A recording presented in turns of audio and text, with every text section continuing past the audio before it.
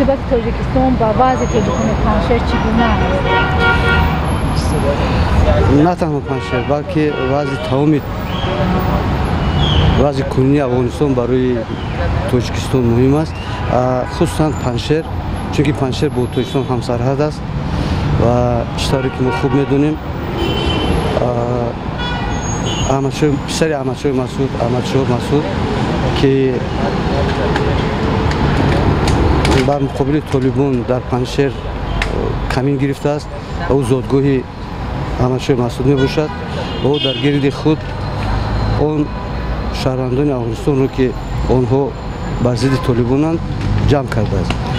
شخصا با فکر من این برای تاجیکستان مهم است، چون که چیزی که من قید کردم تاجیکستان با افغانستان و خصوصا با پنشر همسرحد است و من فکر میکنم باید تاجیکستان کمک مالی و مادی با پنشر رساند، چون که پنشر وضع افغانستان تاثیرش به تاجیکستان البته میرسد و یگانه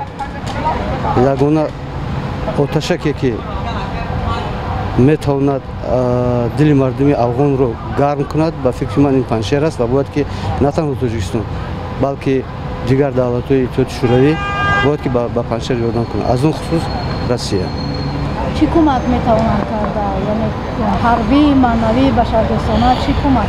تمام کمک رو، چی کمک حربی، چی کمک مالی، چی کمک بشریت باید که روسیه، تاجیکستان، ازبکستان، قرقیزستان تمام اینها باید که با پنشر کمک رسوند. ما که همسرحد ما باید همسایه‌مون تیج باشه، ما تیجیم. برای همین وای کنیم هیچ نباشد همین کمک مالی یگان وای کمک کردن در کار که امنا از بحران وای برون اونجا تیج باشه ما هم تیجیم در اینجا. کاری داخلی ما خودشون ما چیکار نمیتونیم، چیکار نمیتونیم. کمکی من همچون انسان کمک همین چی میکنم که همچون یک راهبر با معنای جناب عالی پیدا شود و همین خلق پیش برد، صلح صلاح شود. ایران، تاجیکستان، ازبکستان منای مملکت‌ها دستگیری میگیرن. تازه ترکمنستان تو دستگیری نکرد. با فکرتان ما چگونه میتونیم با اونها کمک کنیم؟ حربی، مالی، بشردوستانه، یعنی چی کمک میتونیم؟ ما میتونیم بشردوستانه دیگه ایشی قوای موقته نیست که گفته مملکت‌های دوستگی بریم خیلی نداریم، چون که گرانیسه ما بسیار کلانه، تاجیکستان گرانی سرحدش بسیار کلانه، برای همین مالی فقط تاجیکستان میتونه، اما دیگر نمیتونه. همین با فکر شما مناسبت تاجیکستان با وضع تاجیکستان پنشر چگونه است؟ بسیار نازه.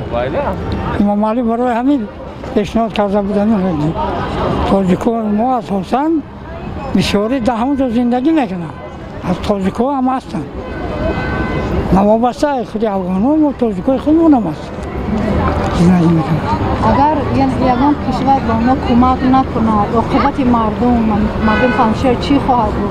خود دستگیری باید بکند مملکت‌های اسلامی، ایران، پاکستان. اگر خوب پاکستان خودش در همین چی گم شدگی هست، فقط تاجیکستان نتونه، ایران دیگه کدام مملکت نیست. تاجیک‌ها در همین در سر جهان مسلمان باشه همش خداوند کامیاب باشه، ما هم می‌دونیم.